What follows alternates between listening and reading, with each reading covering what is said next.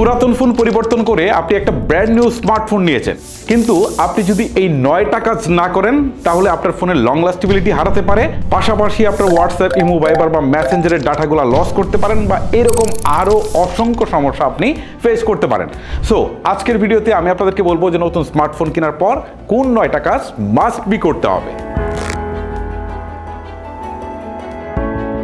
Number 1, পুরাতন phone থেকে নতুন ফোনে শিফট করার পর সবচেয়ে বড় চ্যালেঞ্জ হচ্ছে এই যে পুরাতন ফোনের ছবি, ভিডিও, তারপর অডিও, তারপর বিভিন্ন ধরনের ফাইলস, বিভিন্ন সেটিংস বা বিভিন্ন অ্যাপস, এই সবগুলা একসাথে কিভাবে নতুন ফোনে নিয়ে আসা যায়। সো এইটা মাস্ট বি অনেক বেশি ইম্পর্টেন্ট।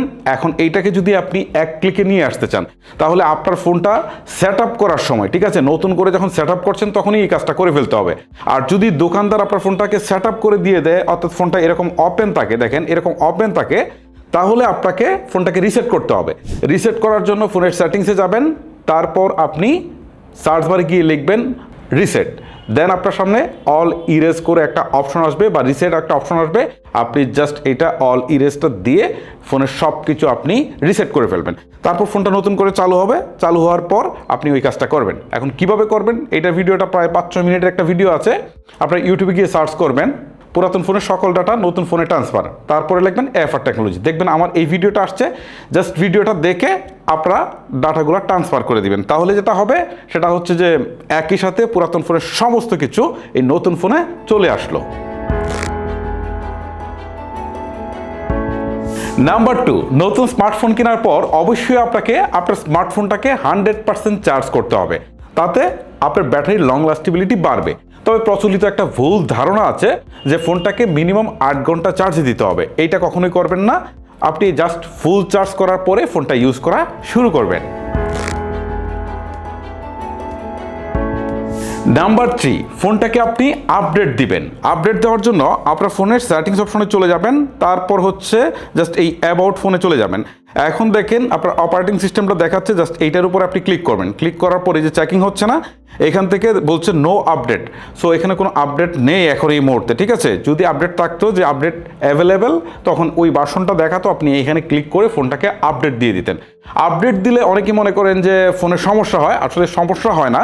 যখন একটা স্মার্টফোন ব্র্যান্ড একটা নতুন ফোন মার্কেটে আনে, তখন ফোনটা মার্কেটে ছাড়ার পর কিছুদিনের মধ্যেই তারা যে সমস্যাগুলো আছে ইউজারদের কাছ থেকে পায়, সেইগুলোকে তারা ফিক্স করে ওই আপডেটটা দিয়ে দেয়, যার ফলে যে প্রবলেমগুলো থাকে সেগুলো সলভ হয়ে যায় এবং আপনার ফোনটা আগের চেয়ে যে প্রবলেমগুলো ছিল সেগুলো সলভ করে বেশ ভালোভাবে কিন্তু ফোনটা চলে, যে কারণে ফোনটাকে আপনি আপডেট দিয়ে দিবেন।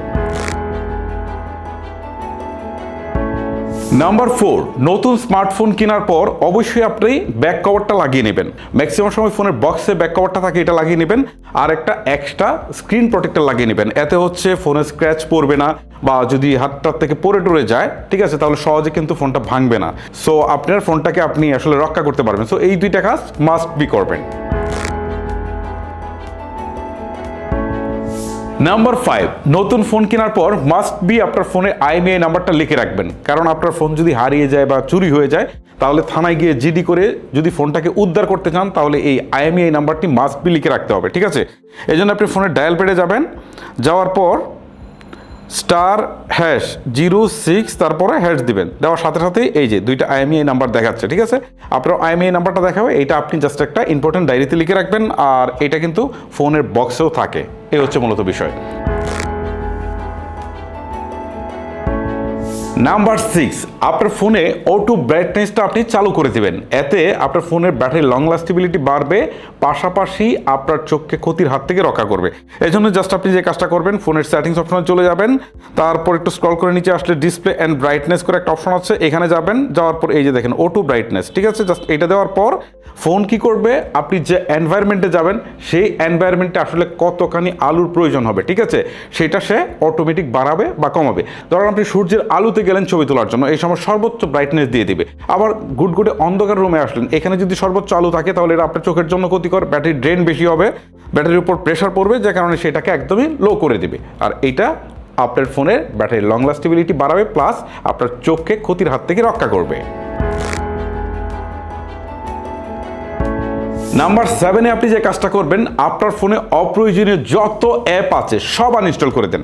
ফোনে যখন এই অপ্রয়োজনীয় অ্যাপসগুলো থাকে সেগুলো আপনার ইন্টারনাল মেমোরিটাকে দখল করে বসে থাকে, ঠিক আছে, যার ফলে রমের উপরও একটা চাপ পড়ে, র্যামের উপরও একটা চাপ পড়ে, যে কারণে আপনি যদি এইগুলাকে আনইনস্টল করে দেন তাহলে আপনার ফোনটা এক তো ফাস্ট থাকবে, দ্বিতীয়ত হচ্ছে আপনার ফোনের ব্যাটারি ড্রেনটা অনেক কম হবে। এখন আনইনস্টল কীভাবে করবেন দেখাচ্ছি। জাস্ট এই যে অ্যাপের উপরে এরকম চাপ দিয়ে ধরে রাখবেন, তারপরে হচ্ছে অনেকগুলো অপশন আসবে, এর মধ্যে আনইনস্টল অপশনটা আসবে, এখান থেকে ক্লিক করে আপনি আনইনস্টলে দিয়ে দিবেন, দেখবেন আনইনস্টল হয়ে গেছে। এভাবে আপনার শুধু প্রয়োজনীয়গুলো রেখে বাকি সবগুলো আপনি আনইনস্টল করে দিবেন।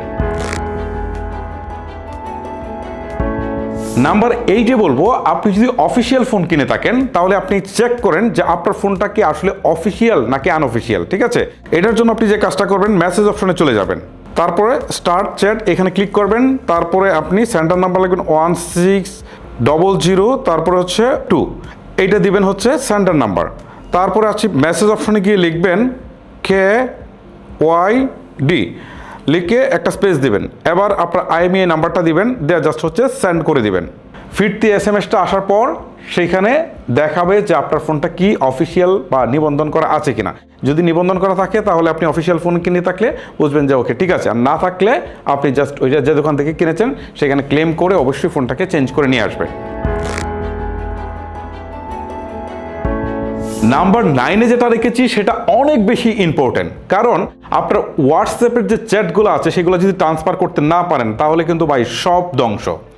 এখন আপনার এই যে পুরাতন ফোন, এখানে হোয়াটসঅ্যাপ আছে, এখন এইখানে যদি আপনি হোয়াটসঅ্যাপ ইনস্টল করেন, ঠিক আছে, তাহলে কিন্তু চ্যাটগুলো যাবে না, এটার জন্য আপনাকে বিশেষভাবে ট্রান্সফার করতে হবে।